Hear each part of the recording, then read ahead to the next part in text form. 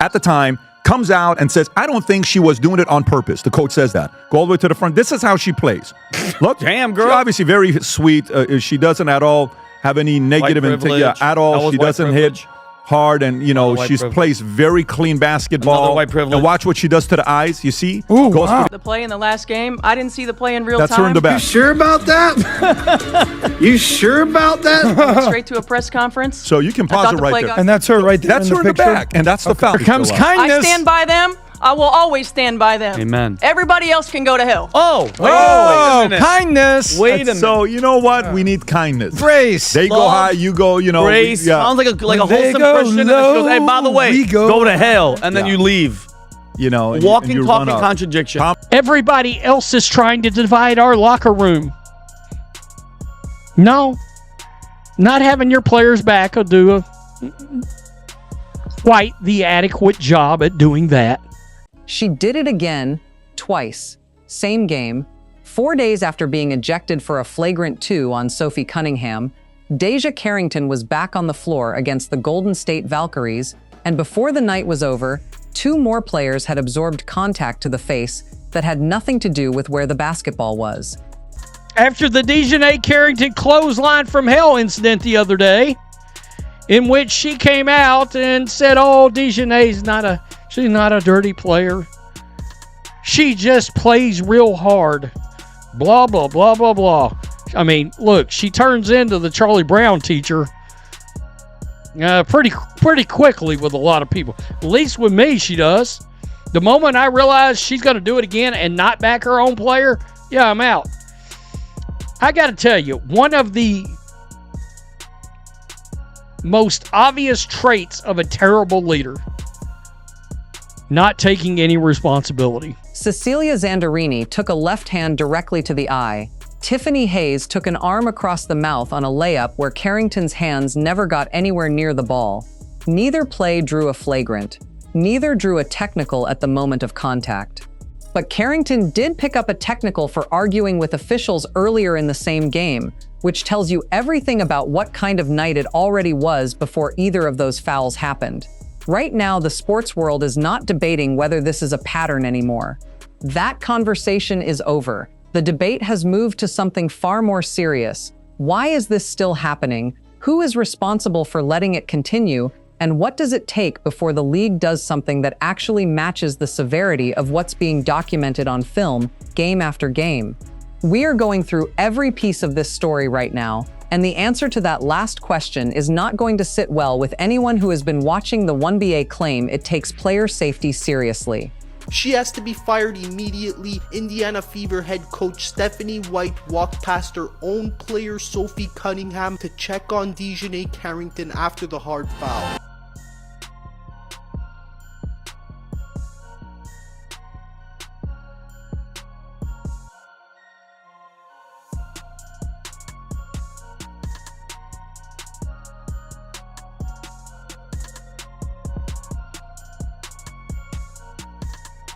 Let's be precise about what the footage from the Valkyries game actually shows, because the details matter when the league is deciding how to respond. The first incident involved Cecilia Zandarini on the perimeter. Carrington was guarding her, and the right hand, the hand closest to the basketball, did legitimately move toward the ball. That part of the play has a defensible explanation. The left hand is where the defensible explanation ends. While both of Carrington's arms were raised in what looked like a standard defensive contest, the left hand swept up and across and made direct contact with Zandarini's eye.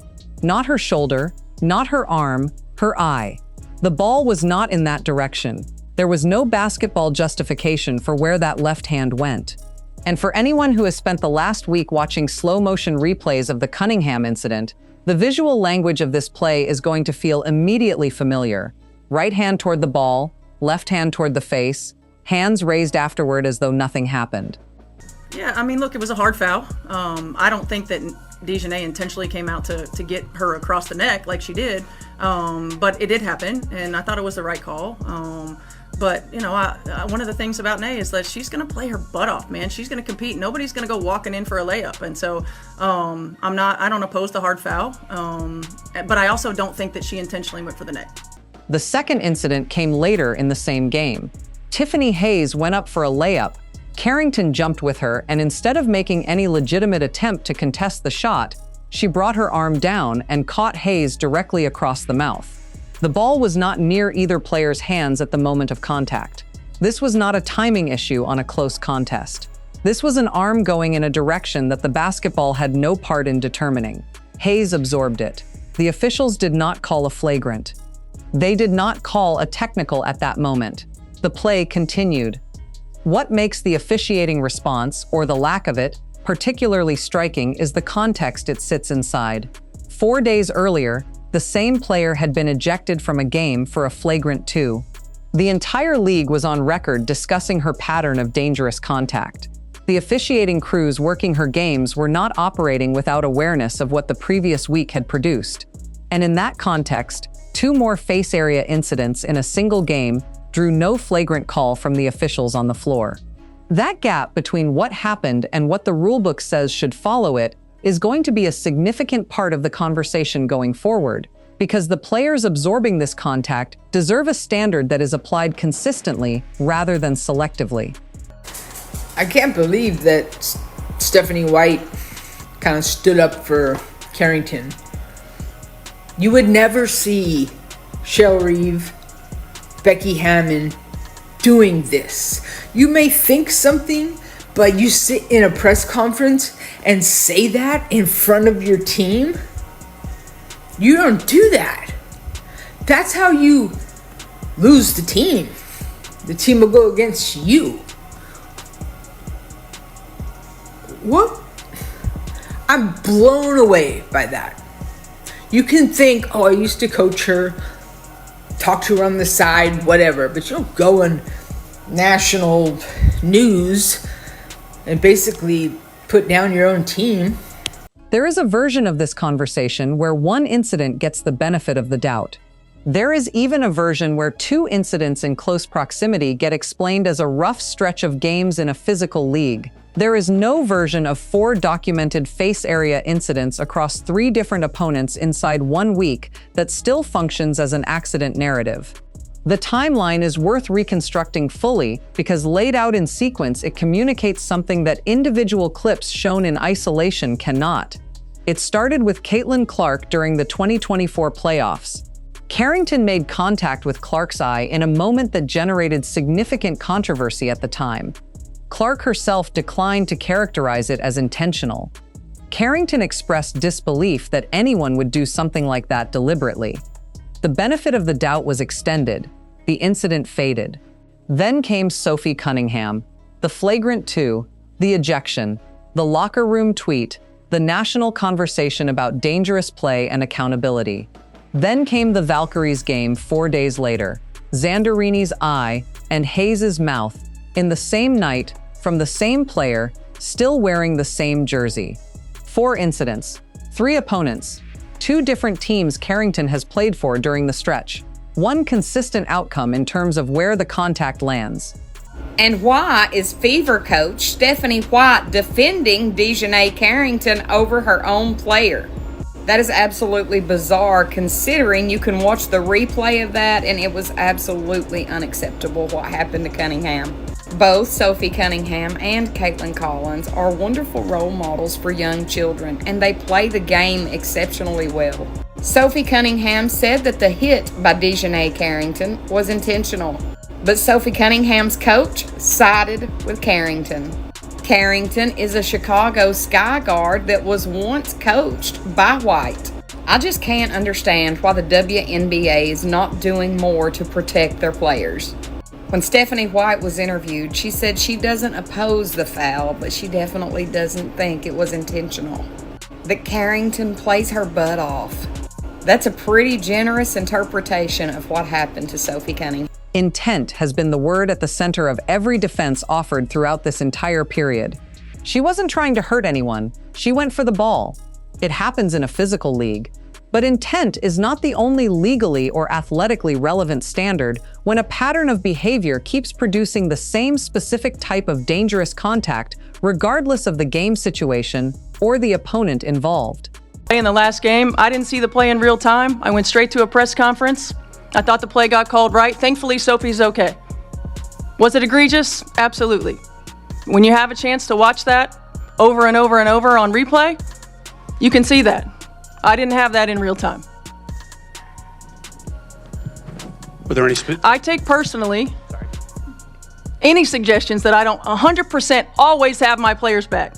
I ride with them 10 toes down all the time. All the time. Pattern becomes its own category of evidence. When the same player keeps generating contact to the same area of opponents' bodies across multiple games, multiple opponents, and multiple weeks, the question of whether any individual instance was intentional stops being the most important question. The more important question becomes why the conditions that keep producing this outcome have not been addressed by the player, by her coaching staff, or by the league office. The nickname that has followed her since the Clark incident, I Poker, was always said with some degree of uncertainty about whether it was fair. Nobody is saying it with uncertainty anymore. The on-court pattern does not exist in isolation. It sits inside a professional history that tells a parallel story when you look at it honestly. The play in the last game, I didn't see the play in real That's time. her in the back. You sure about that? You sure about that? I went straight to a press conference. So you can pause it right there. And that's her right there. That's her in the back, and that's the foul. What do you mean you can't see the foul? Unbelievable. And she says she got a better view than some of the referees got. And then this is how she comes and cries on TV about the criticism she got. How dare people on social media call her out? Go for it. Connecticut drafted Carrington in 2021 and invested multiple seasons in developing her as part of their roster.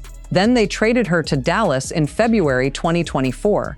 Dallas picked her up, got a short stretch of games from her, and then moved her to Minnesota at the trade deadline. Minnesota had her through a playoff run that ended with a season-ending injury. Chicago then signed her to a one-year deal for the current season. That is 4 organizations in roughly 2 years. And each transition came with a front office deciding that moving on made more sense than extending the relationship. Were there any I take personally any suggestions that I don't 100% always have my players back. I ride with them 10 toes down all the time. All the time. They know that. It's a shame that we can't have an opportunity to talk about what great basketball they're playing. Because they are f***ing playing. The reality is, with me, I will always lead with love. I will always lead with grace. I will always lead with humility. And I will always lead with integrity. Doesn't mean I'll always get it right. I'm also human. The hate, the fear-mongering, the divisiveness, the stuff that's trying to hijack our league will not win. Individual roster moves in professional sports happen for all kinds of reasons. Rebuilds, salary cap management, positional needs that shift from one season to the next. None of those transactions in isolation proves anything beyond normal roster management. But the pattern of the transactions, combined with the specific nature of the concerns following Carrington from one organization to the next, paints a picture that front offices and coaching staffs communicate to each other in ways that never show up in the official transaction language. The Chicago deal being structured as a single year is the most revealing data point in that history. A player with Carrington's defensive skill set, her steal numbers, her length, her ability to guard multiple positions, would normally attract the kind of multi-year commitment that reflects genuine organizational confidence in what she brings. Single-year deals for experienced veterans in the WNBA carry a specific meaning in front office language. They communicate interest in the on-court production paired with hesitation about the full package. They say, we want to see you on the floor, but we are not ready to stake long-term planning on how everything else around you develops. That is not a vote of confidence. That is a trial run with an exit clause built into the structure of the agreement itself. When multiple organizations across a 2-year window have reached versions of the same conclusion independently, the explanation stops being about fit or rebuilds or business decisions. It starts being about a signal being sent consistently by people who watched the same player up close and made similar calculations about what the sustainable future of that relationship looked like.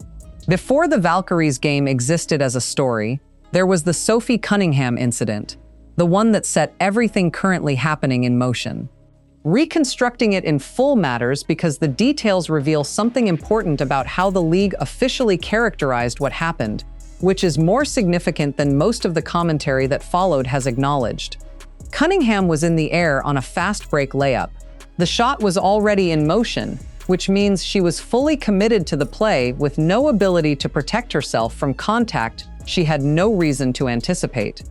Carrington came from behind and swept her arm directly across Cunningham's head and neck. Cunningham hit the floor hard. The officials called it a flagrant one initially, then went to the monitor for review. After review, they upgraded it to a flagrant 2, citing windup, impact, and follow-through in their official language. That specific language is not procedural filler. It is the officiating crew going on record to state that the contact was neither accidental nor careless, but deliberate enough in its execution to qualify for automatic ejection under the league's rules for the most serious category of intentional dangerous contact. When reporters asked why Cunningham was not assessed a technical for her response to Carrington after the play, a response that required teammates from both sides to physically intervene, the officiating crew stated that her reaction was understandable given the severity of the initial contact. The league, through its officiating crew, went on record to say that the response to Carrington's foul was justified because of how serious the foul actually was. That is not a neutral statement issued in the interest of managing optics.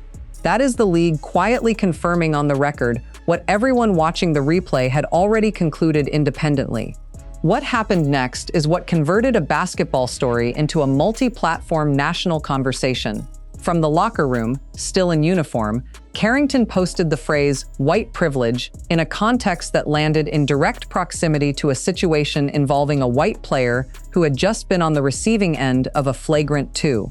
Whatever the intended meaning of that post, the timing and the context ensured that the basketball accountability question, was that foul dangerous? Does she have a pattern of dangerous fouls? What consequence follows? Got buried under a separate controversy that ran on entirely different tracks across entirely different audiences for days.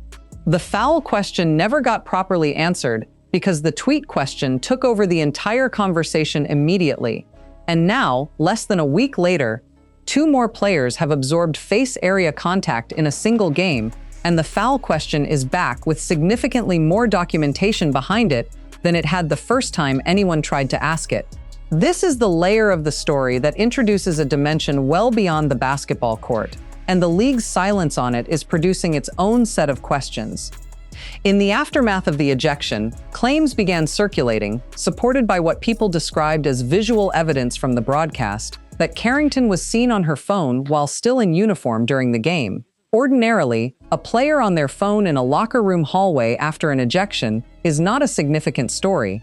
The context surrounding this specific league at this specific moment in time makes it something that cannot be dismissed as easily as it might be in another situation. The WNBA's collective bargaining agreement contains explicit language prohibiting players from wagering directly or indirectly on any aspect of a WNBA game. That language is not new, but its enforcement has been under an elevated level of scrutiny this season following an incident that the league was forced to publicly walk back. A promotional video involving players that incorporated joking references to gambling that created an uncomfortable optics problem for an organization trying to present itself as serious about gambling compliance. The league responded to that situation by making it very clear that anything touching the intersection of players and wagering-related activity would be handled with zero ambiguity. Against that backdrop, a claim that a player was on her phone in uniform during a live game, in the same game where she had already been ejected for conduct the league's own officiating crew characterized as deliberately excessive, is not something that should receive silence from the league office as its official response. The silence does not confirm the claim. It does not mean anything improper occurred. But in a league that has been loudly and publicly committed to gambling policy enforcement, the absence of any statement acknowledging that the claim exists and is being reviewed communicates something about institutional consistency that fans and observers are picking up on without any prompting. Inconsistent enforcement of stated policy is its own credibility problem, separate from whatever the underlying facts of the phone situation actually are. Every conversation about this story has been, understandably focused on Carrington, her pattern, her conduct, her accountability, the consequences she may or may not face. That focus makes sense given that she is the common element across every incident being discussed. But there are other players in these clips who deserve to be part of the conversation, and they keep getting treated as background detail in a story that is actually happening to them in very direct, very physical terms. Cecilia Zandarini went back out and played the rest of a professional basketball game after absorbing direct contact to her eye from a player whose hands were nowhere near the ball when the contact happened.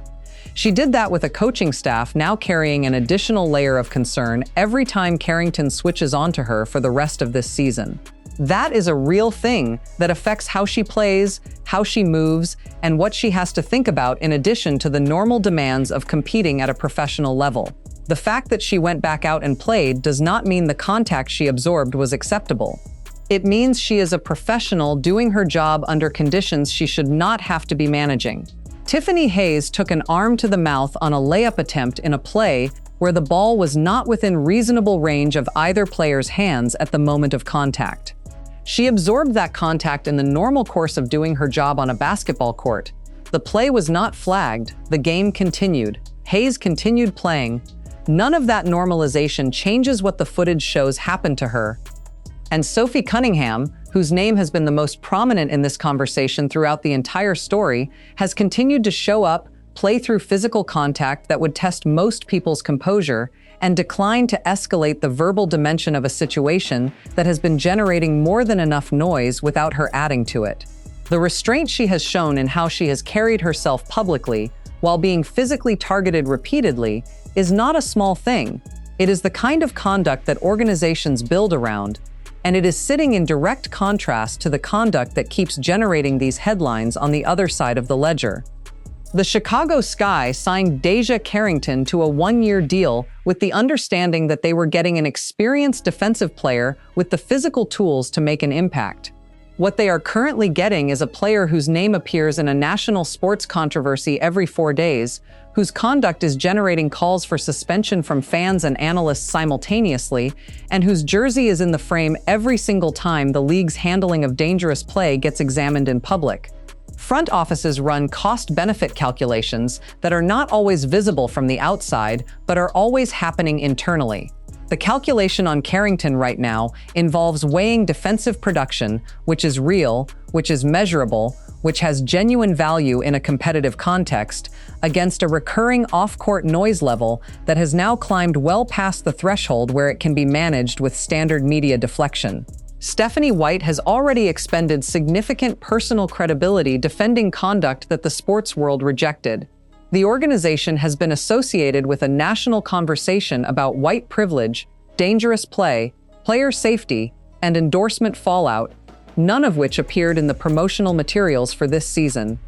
A one-year deal creates a natural decision point at the end of the season, and under normal circumstances, front offices prefer to let that point arrive before making any moves. But circumstances have a way of accelerating timelines when the incidents generating headlines keep arriving faster than the previous controversy has cooled. If the Valkyries game is followed by another incident in another game before this season ends, the question of whether Chicago waits until the offseason to make a decision or addresses it proactively becomes a live organizational conversation rather than a hypothetical one. The front office did not sign up to manage this volume of external noise on top of a competitive season. At some point, the calculation shifts from patience to necessity. Pull the lens all the way back, because what is happening with this situation is bigger than one player's conduct or one team's management challenge. The WNBA has spent the last 2 seasons constructing a commercial narrative built on growth, professionalism, and the argument that the league is now a serious investment for major broadcast partners and sponsors. The media rights deals being negotiated involve numbers that would have been unimaginable at any previous point in the league's history. The pitch being made to networks like Disney, Amazon, and NBC is built on a specific image, a league that is competitive, well-governed, safe to invest in, and capable of delivering a product that justifies the kind of multi-year financial commitment those networks are being asked to make. Every time an incident like this one goes viral for the wrong reasons, a piece of that pitch gets harder to make with a straight face. Not because one controversial foul undermines an entire commercial narrative on its own, but because the league's response to each incident either reinforces or erodes the credibility of the governance structure being sold to broadcast partners. When the league says it has zero tolerance for dangerous contact, and then the officiating crew declines to flag 2 face area incidents in a single game played 4 days after an ejection for the same type of contact, the zero tolerance language stops functioning as a credible commitment and starts functioning as PR copy that does not match operational reality. The networks and sponsors paying for this product are not naive about controversy. Every major sports league generates incidents that require careful management. What those partners are evaluating is not whether incidents occur, but whether the league's response to them demonstrates that there is a real authority structure with real standards that get enforced consistently. That demonstration is what is currently missing, and its absence is the most significant long-term risk embedded in how this entire situation has been handled from the moment the Cunningham footage first hit every platform simultaneously. What the last week of DeJa Carrington's season has revealed is not ultimately about DeJa Carrington. It is about every system surrounding her that has allowed a documented pattern to keep producing new entries without generating a response proportionate to what the documentation shows. Carrington's individual decisions on the court are her responsibility, and those decisions have now produced 4 documented face area incidents across 3 opponents in under 2 years, with 2 of those incidents occurring in a single game played 4 days after an ejection. The intent behind each individual play has been disputed consistently.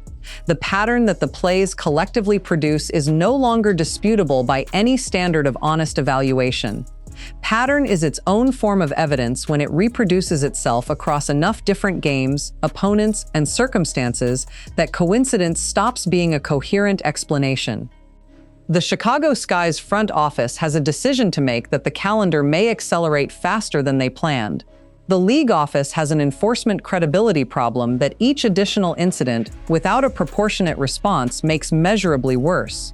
And the players who have absorbed contact in these situations, Cunningham, Zandarini, Hayes, Clark before them, deserve a safety standard that is applied based on what the footage shows, rather than on what the institutional appetite for difficult decisions happens to be on any given week. The sports world is not moving on from this story the way it normally moves on from a single controversial foul. It is not moving on because the story keeps refreshing itself with new material before the previous chapter has finished being processed. That refresh rate is the most important signal in this entire situation. It is telling everyone paying attention that nothing about the conditions producing these incidents has actually changed. And until something changes, the question is not whether there will be another incident. The question is which player is standing in the wrong place when it happens next. Tell us what you think in the comments. At what point does the league step in, and what does a real consequence for this pattern actually look like?